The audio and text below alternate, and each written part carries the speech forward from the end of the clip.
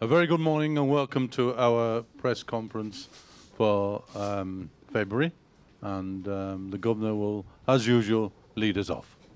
Thank you very much. Good morning, everybody.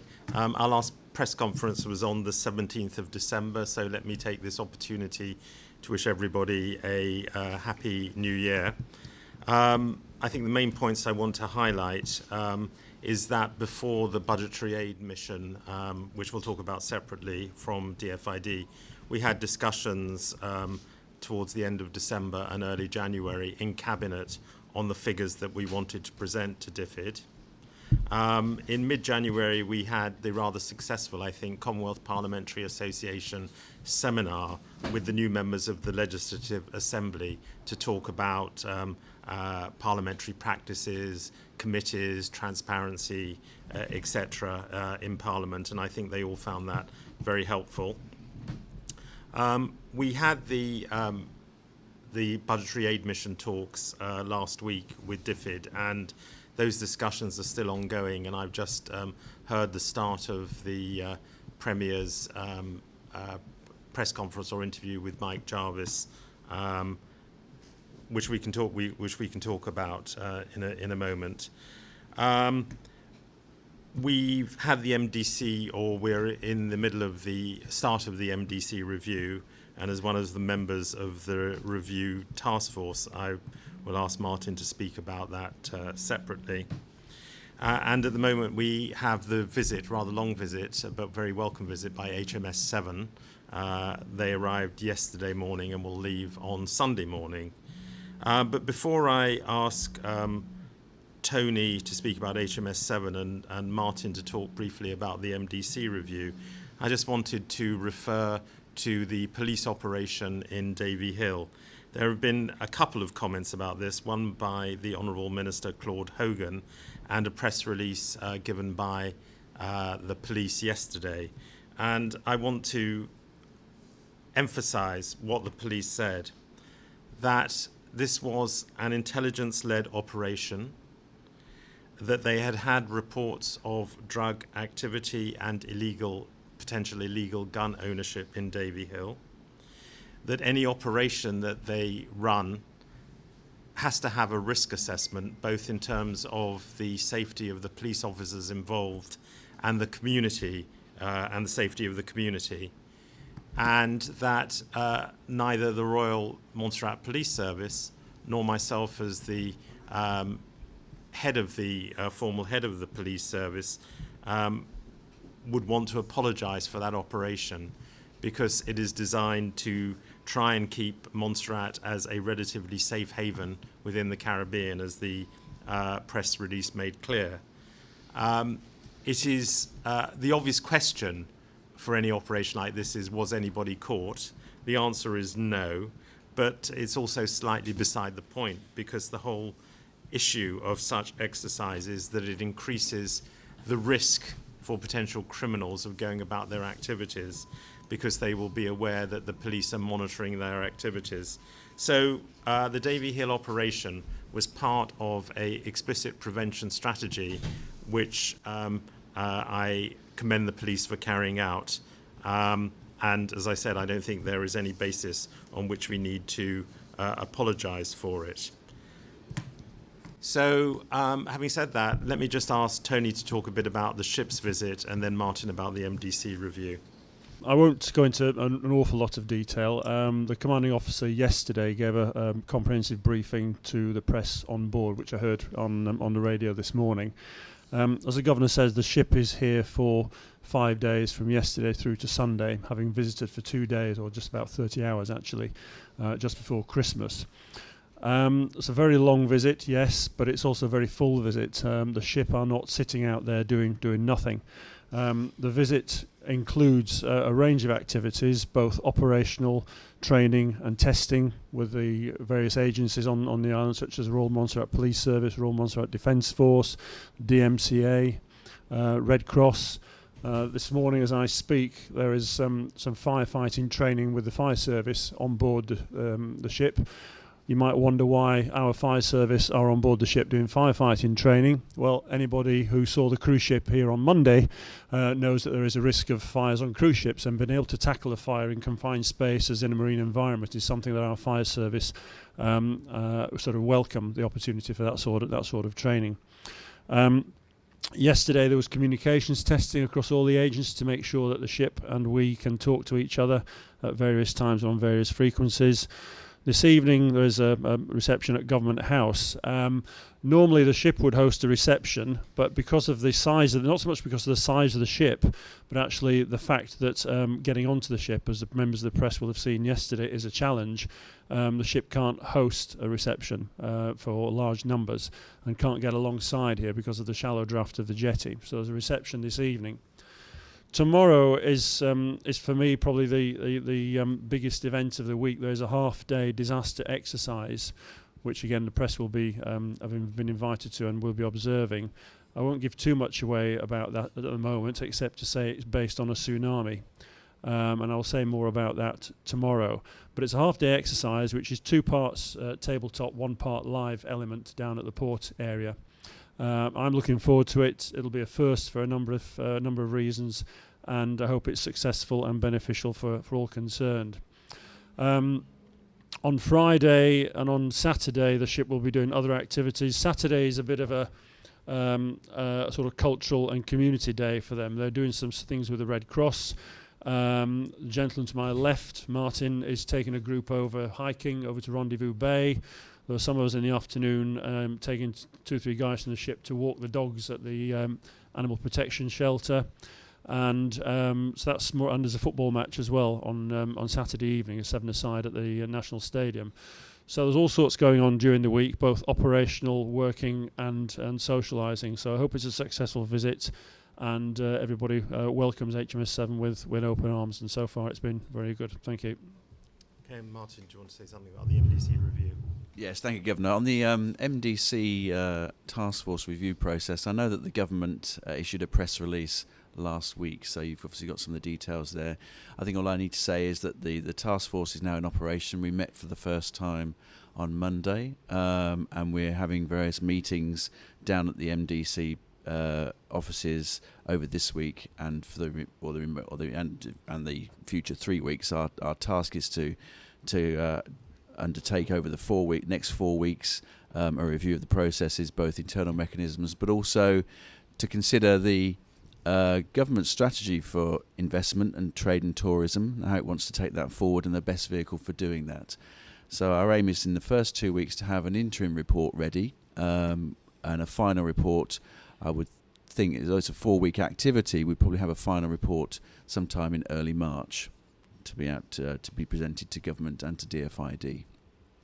I'm just as a coder to that, I don't normally respond to social media comments, but there's been quite a lot on MNI Alive, and I noticed one comment that referred to the deafening silence by the governor on the MDC issue. So I'm breaking that silence, but not to offer a substantive opinion, but simply to say that I have been involved in the discussions around the audit report and the review, and obviously Cabinet discussed the MDC report, but this is very much an issue for the government and DFID to take on together, which is what they're doing, and I did not think I had a particular locus or need to say anything about it, as the process was going ahead satisfactorily. And sorry, just one other thing. We will get a lessons learnt from the ship's visit yesterday, on Monday. But unfortunately, the weather wasn't great, but we had 200 passengers come off the ship. They visited MVO. They went into the exclusion zone in a managed way and went to the jetty at Plymouth, so looked at Plymouth from that angle, and went to the MVO. So it was a half-day trip split between the morning and the afternoon. I think it did very well. We will look at the lessons. We do need to look at certification and training of tour guides and transport operators if we are going to make trips into the exclusion zone more frequent. But I think it's right that we keep trying to get some benefits out of the volcano. So this is a kind of complementary program to the Premier's call for turning ash into cash. So that's what we were trying to do yesterday. Good morning again, Your Excellency, and of course, Tony Martin. On the issue of the police raid, I want to start with that because I personally feel that there has been a breakdown in terms of communication, because we were actually on site when the operation was taking place. And I personally requested of the sergeant at the time that I wish to speak to the commander of the operation on the ground. And there was some resistance. Eventually, I got to speak to Inspector Williams, who was very helpful because we've established that communication line. He was very helpful in telling us that it was an operation and it was intelligence driven, as you quite rightly mentioned. But he also forwarded us on to the incident commander at the Braids police station, who provided no information whatsoever. And we've had discussions on this already. And I was privy to have spoken to Deputy Commissioner Thompson afterwards. And it was basically on our discussion that the release actually came forward. So one of the things that I would ask you or request of you, sir, is to speak to the police about their communication lines with the media. We are aware of all that has happened around the incident and comments, some which were not in the best interest of the police and their operations, but also there was a human rights element in the operation that was ignored. So we want you to just look at those. I don't know if you want to comment any further on that. All I'd say is I will follow up with the incident commander. He or she? He will have made his own assessment of what it would have been sensible to release in terms of information about an ongoing operation. But I will ask him. As I said, the operations commander on the ground provided what information he could have provided at the time. But the incident commander failed to give us any information whatsoever. When did you speak to the incident commander? During the operation or after? The incident finished? commander? Yeah. Well, the operation was in progress. Okay. I will follow up. And I just feel that a lot of things like this could be avoided. All the negative comments and so on could be avoided against the police, and then they are actually reacting to things that are happening rather than being assertive and put certain things out there. We don't expect them to say why they are doing this particular operation at this particular time. But come on, we need to know something. Okay, thank you for bringing it to my attention. Well, there's more. Bennett Roach. Did you have a full report on that issue? Do you have a full report? I had a debrief with the Deputy Commissioner yesterday. But not a full report as to exactly what went down. No. Obviously, because I see you're taking things. I don't even quite agree with James. We have been. No, hold on. Sorry, I shouldn't say I don't agree with him. On one thing, about the media deserves far more respect, and that's not the only situation. Far more respect than what's been given. And we have tried over the years to get the kind of cooperation. I keep reminding the police, we are, and I said to you before, I consider myself very professional in what I do in regards to this media, and I'm sure ZJB, which I share the same feeling about the present crop of reporters we have there. There is no way that this operation took place and I was in the center of it. My office is in the center of it. And to have a young lady, a teenager, run into my office. Mr. Roche, there's a lot of police around here. I said, where? At my, they said, just outside your office. I said, my office? What happened? What did I do? What is going on? To go out and find that the whole place is swarmed with police. Should that really happen? The Montserrat reporter right there. I have provided my share of information and complaints. And to be having a thing, the least they could do is advise the media that this is happening. And so that's where what I'm saying. James talked about more could have been said afterwards. If they had done this before, everything else would have been avoided. Question for you, sir. Talk about safety of community. Clearly, they did not do their due diligence before they arrived in full, what do you call this? Battle armor? Right. Combat armor? And so on. They are right in the center of that area.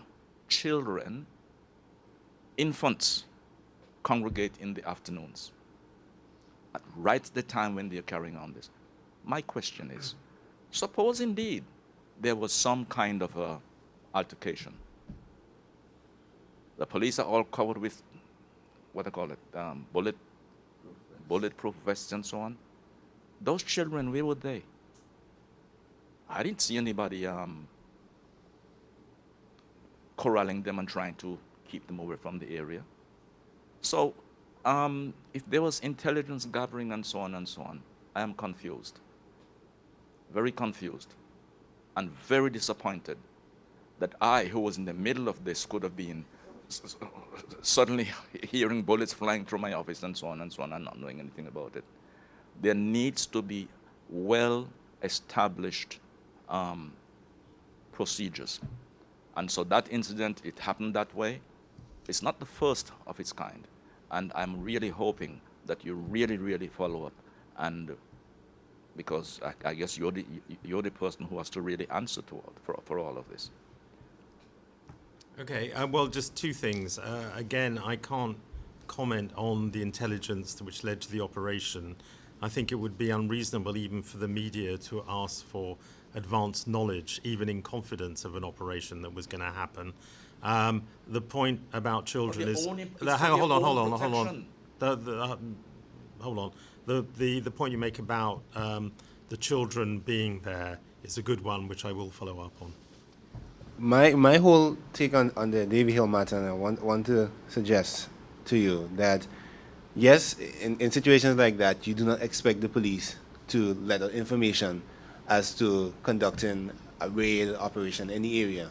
However, if you have a commanding officer on the ground, he should be privy with certain information that he can disburse to the media, which was not the case, because I was right on hand to do the interview of the sergeant, which he directed us to Braids for any further communications. Now, I didn't go to Braids, but from what I've heard, going to Braids was simply a waste of time, right? And it looked as though you had the media on a run around, basically, which is not good in any case. Now, my other issue with the raid is that you're going into a community as small as Davy Hill, which in many aspects is a close community, right? In an afternoon time when children are going home, children are commuting on the streets, and you have police in full riot gear with guns and stuff, and you're telling persons that they don't have access to their homes. When you ask what is the purpose of the raid, or what exactly you intend to find while doing the raid, no one could have said. All persons were, and there were a couple of altercations with villagers, and what could have been a normal operation could have become a very violent operation very quickly. And we have to watch that, and we have to do everything we can to maintain peace, because we could doing this for peace, but in the backdrop we can end up having a very bloody situation. Sure. I will inquire also. The children issue and the timing are obviously connected, and so I will ask about that, but I'm assuming the timing is intelligence driven. On your point about Davy Hill being a small community, that's going to be true of any community the police goes into. So I'm not sure we can do much about that. Your Excellency, while I appreciate the operation was intelligence driven, I still believe that more could have been done in terms of the area itself, and like Mr. Roach, for instance, who has his business there, and there was a shop right down at the bottom where people would go to from time to time, and I recall that the owner of that shop was actually told that he could not go to his shop. You know, so these are just some of the things that we just need to be a little bit more thorough in terms of how we deal with situations like those. Okay, thank you. Your Excellency, with regards to the search itself, I know that the courts have held that you cannot have reasonable suspicion for the country at large or an entire community. It must be specific. Have they cleared the actions with the Attorney General's office? Do you know whether they did? Because I was told that people were told that you can't go into the area, people who live there. And while you may have intelligence that would sort of give you the impetus to make a search, you can hold an entire community at ransom under the guise of having intelligence. So just want to verify, because there may be impending lawsuits. And I know you said that this is a litigious society, but that may be the consequences of it. I don't know whether they did. I will ask them. The police have, even before this, have said that we will go back to a regular press conference. So we will take up. There are lots of other things on just this issue alone, but which I will take up, or I say we will take up with them, as they've promised now that to have regular press conferences like they used to for a brief time a couple of years ago. Okay. Okay. So much for the police. Let's deal with Martin. Yeah, Martin. The MDC. You mentioned that the task force is in operation at this time, and you gave some preliminary time frames as to when you'll be able to give interim reports. The question is, what is the status of the MDC at this time, while the operation is going, while the review is taking place? What is the status of the MDC? Well, it still obviously exists as an organisation. I think all that we've suggested, and along with government, is that while the task force is undertaking its review, that obviously we don't recommend that MDC does anything major, but obviously it's still active on some of its work. For example, like the cruise ship coming in this week, it was very heavily involved with that. So I suppose it's going about its business and functioning while the review's on, but being very mindful of the fact that any large capital investments, for example, shouldn't go ahead for the time being until we're in a place to decide. Based on some of what you've said, Martin, are we going back 2, 3, 4 years? I don't. Martin wasn't here. No. You think it's a retrograde step, really, Mr. Roach? Do you think is that the point of your question? No, not really. Or?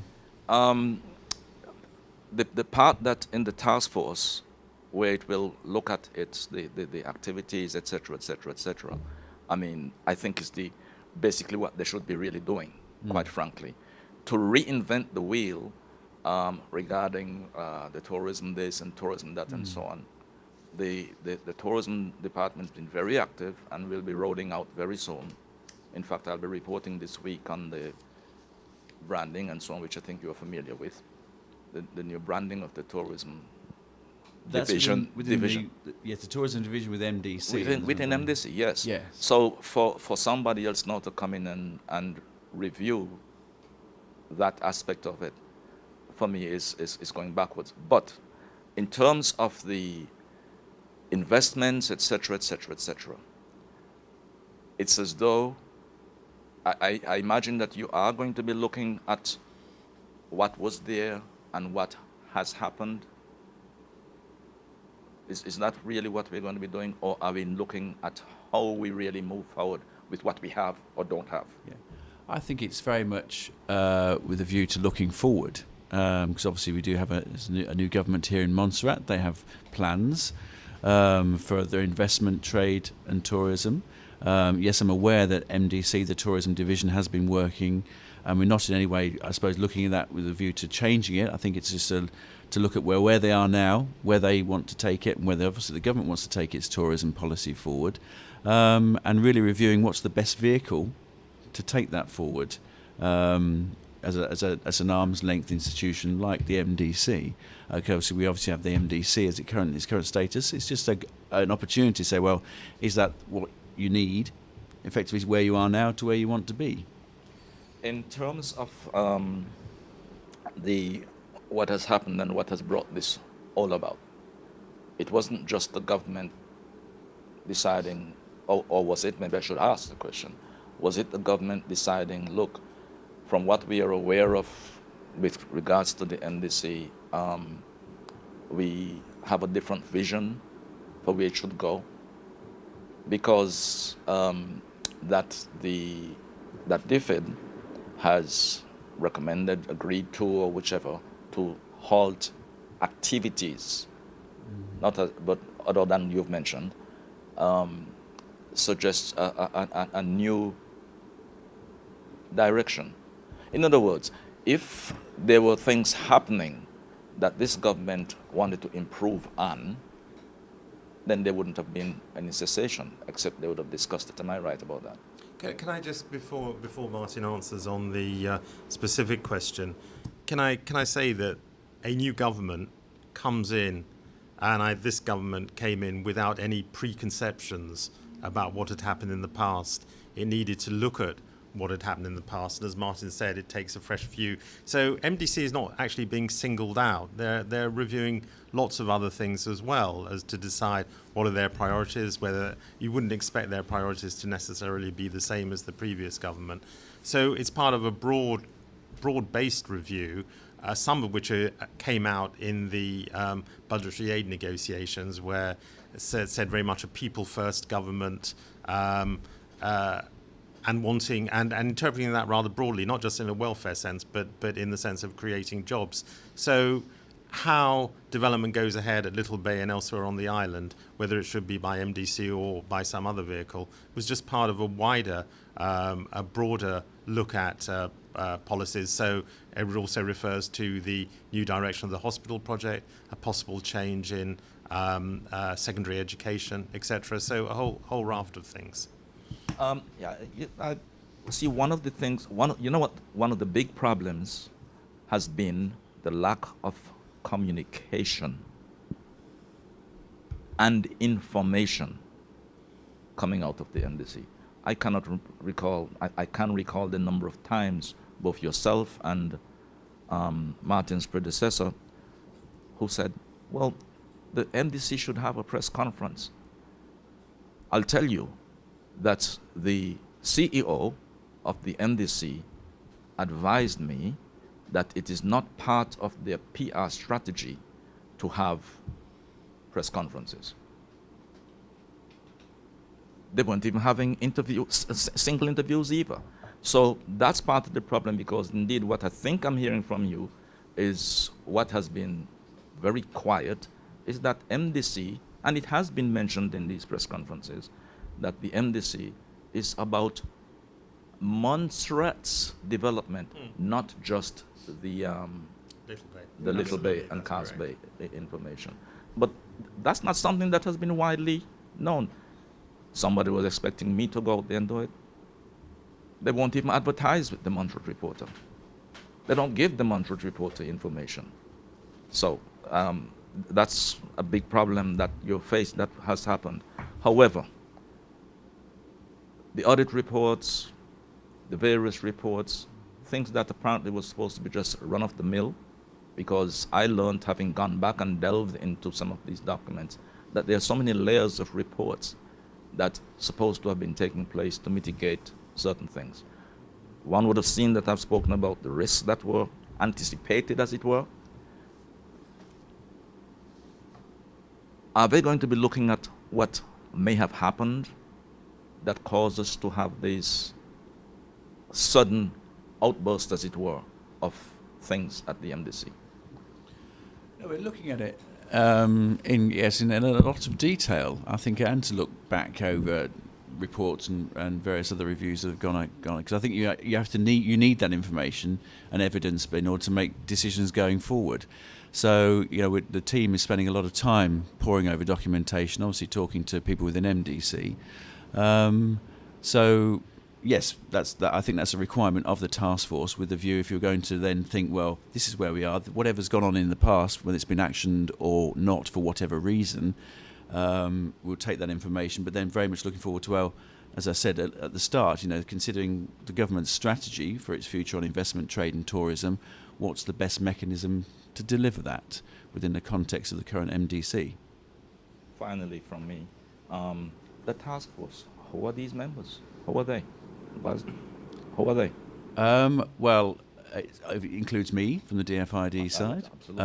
From the government side, there is Joseph Irish from the Ministry of Finance, and his, obviously, Director of Programmes there. And then Felicia Lynch, who's the current Programme Manager of the Public Sector Reform Project within DFID. She's fairly new to the island. I'm sorry. Felicia Lynch. She is the current Programme Manager of the Public Sector Reform Programme with the Government of Montserrat. And then Jasmine Garraway, who is a Planning and Development Consultant, who I think has had previous involvement, particularly on the tourism side, within Montserrat. So that's the team that's been constituted. She's from Anguilla, and Julian Daniel is the chairman. Yes, and Julian Daniel is the chair of the executive chair currently of the MDC. So that's the task force. Yes, we'd like to get a little thing on that, because people don't know and we don't know Have you who seen we the can terms speak. of reference, which have been? I have, Yeah, and okay. I have commented on that in some detail in my late coming out newspaper, because I really think it's excessive, it's unnecessary. Some of the things I feel in there is unnecessary. But the part that Martin has concentrated on, I think, is really where I think it needs to go. There are some other things that I don't really see as...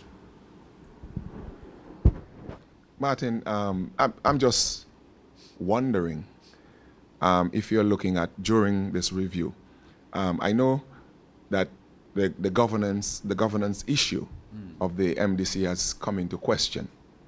And I'm wondering if it is at all possible that you consider, if you're not have already done that, a monitoring mechanism or a monitoring and communication strategy. Because one of the things that we've noticed with the MDC over the years is that we found it very difficult to get any sort of information from the MDC. I don't know if somebody said we don't have to give anybody any information. We are our own bosses. We govern our own business. But that has been a major fall down for the MDC.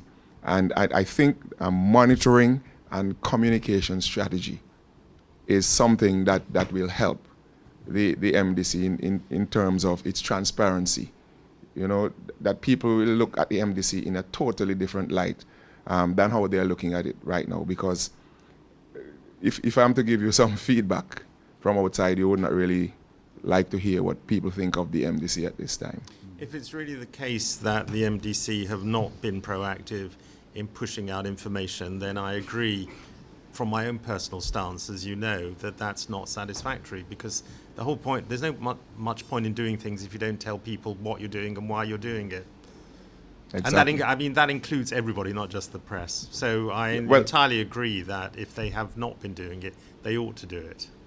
And I have an awkward question. that will be something we will consider, because obviously part and parcel of the review is obviously about strategy and processes, but then mandates, but how that's done. Yeah. I have an awkward question for you, and that is to ask you if you feel kind of duped. I mean, when you sit now and see and hear some of the things that have been going on, I mean, do you feel kind of duped? Because you sat in here and defended things that we've raised, questions that we've asked, and you've defended, as it were.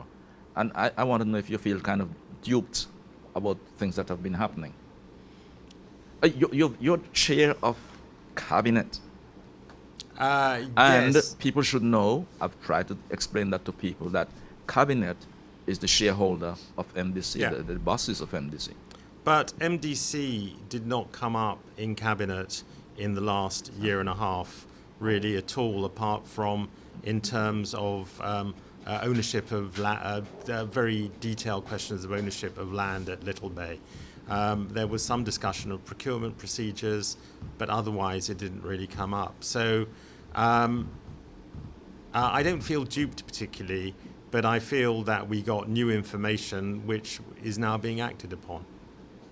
Martin, I just want to ask a question. In lieu of the pending situation at MDC, is there any, as James was highlighted, but I want to go further than that, is there any plans before or after the preliminary report has been released of the committee speaking to the general populace?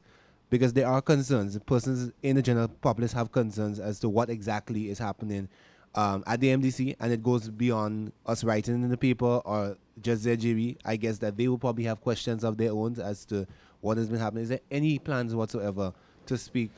We don't have any plans as such, but something I can raise with the chairman and the executive chair, because I think when we have something to report, we can do that. As I say, I think the process is quite short. We'll have a preliminary report in a couple of weeks, with the final report in as I say, towards the early part of March. But I don't see any reason why we couldn't talk to you, and I'll raise that with the chair.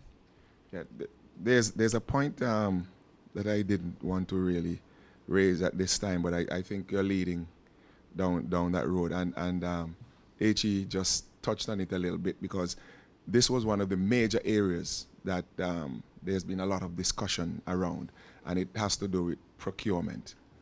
And I'm thinking that this is one of the areas that you're paying very strong attention to, procurement, as far as MDC and of course generally how we operate on island with procurement procedures. Yeah, well, it's certainly something that is being looked at very extensively. We are in the last stages of looking to recruit a procurement advisor who will come here hopefully in the next few months, whose specific brief is to strengthen training. I mean, I think a lot of, if there is criticism of procurement, it's because of inadequate training and inadequate understanding of the rules rather than anything more sinister. That's my particular assessment. But in any case, if that is the case, we need to try and address it. Rather than something more sinister, you say. I don't think you'll find observers quite agree with. You won't find them agreeing with you. This procurement issue really came up big early part of 2013. And since that, we have been asking questions. I was kind of perplexed to learn, and I believe I've raised this with you before, that there were people here looking at the procurement activities as early as last year. And we were told that there were people coming to look at procurement rules and giving advice, and what you're now saying, I thought we already had such a person. Because I thought we got that information. We agree. But let me say again, and I think I've said this many times, but repetition is the most effective form of communication. That nobody in their right mind, and especially given, as Mr. Castle has said, such a litigious society we have, would ever go ahead on the basis of anecdote rather than evidence. And we have had procurement studies which have discovered what seems to be rather idiosyncratic processes and procedures, if I can put it like that, where maybe people haven't followed the rules, but there is no evidence of any specific evidence of wrongdoing or benefit to people as a result of it. Your Excellency, there have been matters in court. Matters were taken to court over procurement procedures. No, I know, but I'm talking about wrongdoing. It is wrongdoing. It is It's not, yeah, but wrongdoing is a pejorative term which implies that people are doing it for personal gain. I think you'll find that most of the court cases are about lack of adherence to processes which have been partly because of, well, for all sorts of reasons, but it doesn't seem to be for personal gain. By the way, we didn't have a press conference since the 17th of December, and I'm not too happy about that. It's now into... I didn't even hear an apology for not having one in January. I wanted to, because I thought it would be, not much would have happened, although there has been quite a lot happening over the Christmas period, but also because of the imminence, everyone dealing with and preparing for the DFID budget review. I thought it would be more useful to have the press conference after that review. And it's still ongoing, you said, Martin? Well, as I say, I just heard the first bit of the Premier's interview on ZJB with Mike Jarvis, where essentially the situation is, we had a week of discussion. There is about 2 weeks to finalise the budget, partly because of Montserrat's budget cycle, but also because of the UK election in May, so that ministers will stop working essentially when? End of March to prepare for the election. So we do need to sort out a budget within the next few weeks. The broad situation is that DFID came with a figure of Y. The government of Montserrat has a figure of X. X is higher than Y. That is generally the case with negotiations, and we will try and narrow the difference.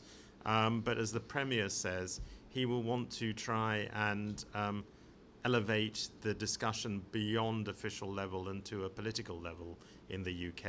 And I'm not quite sure how he's going to do that, but he is thinking about that right at the moment. The Premier, and I'm going to call on you again to advise your Premier to have your Premier, to have, you appointed him, sir. True. I didn't. Yes, very true. Yes. Good. Thank you for reminding me. So, we elected 9 people. That's for you to be reporting to me that he had an interview with the communications director is certainly not acceptable, because you are saying things that I would have loved to be able to talk to the Premier about. I went back and found that when DFID's budget team came here, and that happened up until recently, that when they came, there was a briefing.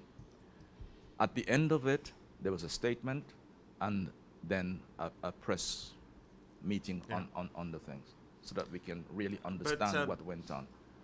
I understand you're now telling me that the Premier has had an interview with the thing, and the people haven't had a chance to inquire. Well, two things. The idea of having a press conference from DFID kind of fell away when, in most cases, I mean, previously when they had a press conference, it was when things had mostly been tied down. But if they're not actually tied down and there's still a subject of negotiation, there's not much point of a press conference. On the interview with the Premier, we've had this kind of discussion before. I only heard about it, I only know about it because I looked on Facebook, regularly check Facebook, and I follow ZJB, Spirit of Montserrat. It's on, the SoundCloud interview is on there now. And I think it happened either this morning or yesterday. You're compounding the disrespect for the media, you know, your governor. You are seriously compounding the disrespect and showing a grave misunderstanding as to what happens. Facebook is social media. The rest of the media incorporates social media. But the rest of the general media speaks not just to the people who are on Facebook. You'd be amazed to know in this community the people who are not on Facebook. So it means that they are denied. No, I didn't mean that at all. I meant that I found out about this because I follow Spirit of Montserrat on Facebook, and I would simply suggest that it would be a good idea for you to do so. And then I think you're quite rude, Your Excellency. I'm sorry. That's very rude. Promulgate. Well, but anyway. Again, very disrespectful, and I'm very serious about this, because I think there's a complete breakdown, a complete misunderstanding of what this media is all about and what providing information to the people of Montserrat and the rest of the world. Well, it certainly goes to the rest of the world. I mean, that's the point. What goes to the rest of the world, Your Excellency? Well, I mean, people. There are lots of people that follow Spirit of Montserrat. But from did you around the hear world. what I say about the people who are following the Facebook? But I think you're actually. I think you're attacking the wrong person, because if you really want to make these points, and if you think that the way ZJB and the Premier have publicised this interview, then you should really be talking to them. Well, you're promoting them.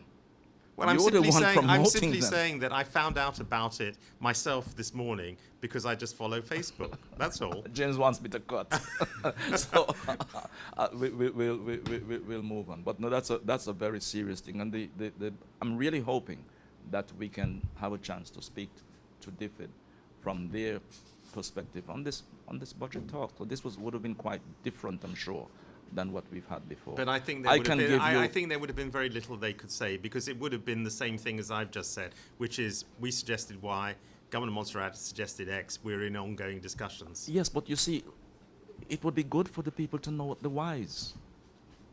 It would be good to know from DFID's perspective what those whys are.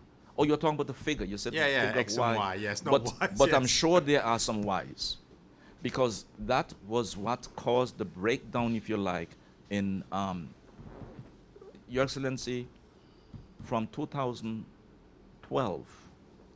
There was a delay in the budget report, 2013, and again in 2014. Well, certainly, I mean, people have recognised that, and the aim is to have a budget that is agreed and which will not need supplementaries through the year. That's entirely the objective. Whether we'll meet it, I don't know, but that's the objective. Martin, I'm concerned still, and I'm not sure that it's being cleared up.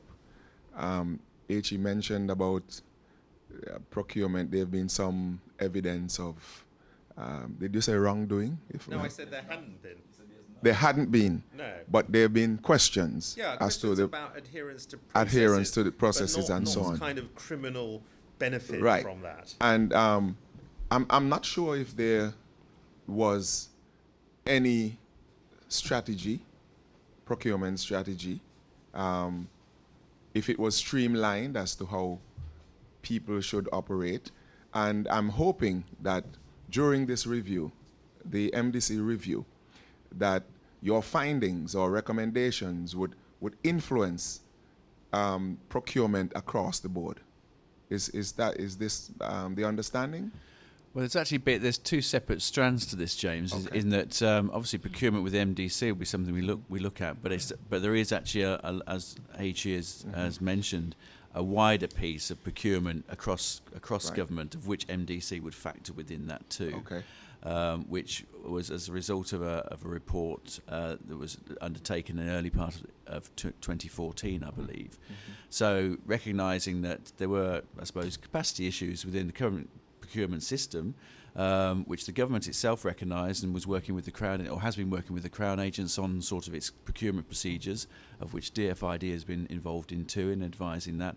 But then a need in the short term to strengthen the capacity within government, hence this senior level position that has been advertised and hopefully will be filled shortly, to actually have, as part of the process to lead it and then strengthen the capacity with government. So we'll have the rules and regulations updated and changed, as well as the delivery and the unit actually taking that forward. Mm-hmm. I'm only surprised that based on what Your Excellency said in terms of the concerns that were raised, there were these lights flashing, that this was not done earlier to try and bring some strengthening capacity. Well, there are serious concerns, Yeah. and apart from appointing this procurement advisor, DFID has made the decision to take all procurement. Can you just Yeah, clarify certainly. that? I mean, as a result of that, I mean, in the short term, DFID is now leading on all procurement for basically for DFID funding, with a view to that being handed back to government after such time as we're happy that the systems and the processes and the structure is in place with the strengthening. So that's the question I'm asking. Why didn't it happen before? Why didn't this happen before? When there were concerns, there were lights flashing then, No, so I to speak. think it happened as soon as the lights really started flashing. Yeah. All right, I'll leave it there because I don't entirely agree with that one, Okay. Your Excellency. And since you're leaving it, James, I'll leave it too. But a big part of the problem is, for example, I have said the various reports and so on. I've said nothing in those reports would be news to me. The details, yes, and the activities, yes. I don't agree with the governor, and I really beg you, please read my editorial where I talk about this idea of wrongdoing, this thing about wrongdoing. And by the way, I always read all your editorials. You do. Yes. I'd love to have some. I'd love to have some comments. Okay. Well. Martin, the CEO at MDC, I understand he's been placed on what they call administrative leave. Is that something to report? Is that correct? That is correct. He's on 6 weeks administrative leave. Which is during the course of the task force work. Yes, that's correct. Yeah. Will he be available to the task force during this period? Yes, he will be. We need to speak to him. He will be. Yeah. Thank you very much. Is it this afternoon the ship is having the Tony? Is it this? You gave quite a comprehensive report there on the ship's visit. Mm-hmm. Is it this afternoon they're having the something? What is it? This afternoon. What are they doing this afternoon? They did comms testing yesterday. This afternoon there's some operational planning for some reconnaissance of the beaches and things like that that's going on. I remember. So the idea is that they go down from Little Bay to Plymouth Jetty in the seaboats and in Shamrock and come back up the coast on land by bus. So there's a land and sea recce of all the beaches. This will probably come into play a bit in terms of discussion during tomorrow's exercise. Okay, how does this involve the media? Because I recall my gentleman here who attended yesterday was telling me there's something. How does that involve us? There's nothing involving the media on that today because it's, as far as I'm aware. Tomorrow is the exercise, which is to which the media are invited, and that runs from 8:45 until 1 o'clock, hopefully. Oh, okay, all right, okay. So it's not today. The cultural centre and the ports, yeah. So the disaster preparedness simulation is tomorrow. It's tomorrow. Not today. Tomorrow. Okay. Tomorrow morning. What's today? Tomorrow. All right, Tony. Yesterday, we spoke to Commander Banfield about security issues, and he was telling us that he would have been involved in some training with the police, I'm sure which you are aware of. And I recall mentioning to him that our borders are very porous, and in particular in the exclusion zone, where there have been reports of some activities there. And what are some of the things that you'll be looking for or looking forward to in terms of Severn, HMS Severn, assisting Montserrat in terms of the security, border security issues? I mean, in terms of what Severn can do, she can only do what she can do when she's in the immediate area. She has to cover an area which runs from Bermuda down to Barbados and from Montserrat right across to Key West. And that's a massive area of ocean, and she's crisscrossed that 13 countries or islands in the 6-7 weeks that she's been in the region so far. So what she can do is obviously limited to when she's either here and actually being here as a deterrent to activity, or when she's passing through between the islands. Mm-hmm. So there's have been some discussions both on the pre-Christmas visit and this week about when the ship is sailing past, and that won't be public knowledge when she's around and not visiting, and whether she can assist in any planned police operations around the south of the island or elsewhere. So, you know, what can she do if there is some intelligence that the ship can assist with? And of course, as the commander said yesterday, he receives intelligence from the regional assets, both from Key West and elsewhere, but also relies on intelligence provided by individual police forces. Surveillance, possibly? Surveillance of the south. I mean, Shamrock obviously is a fairly small craft, as we saw yesterday. The seas can be quite heavy, so that's possible, yes. But she has to be in the region first. She sailed past before Christmas, before she came here, and we knew that she was coming and going sailing past. And if she's coming past again, and then there's something that the police would like them to look at on the south of the island, they'll certainly do it. Yeah, I thought I could recall Commander Banfield saying that they would be able to conduct surveillance from a particular distance, so it doesn't have to be necessarily close to Montserrat or in Montserrat's waters. Their capability to monitor from a distance, if you're talking several miles away, is limited. They have to be fairly close because their sea boats, for one thing, are more of a patrol vessel. They're inshore boats, really. Of course, there's no helicopter on board this ship, so they can't launch a helicopter 15, 20 miles out because there isn't one, basically. Yeah, but in terms of experience,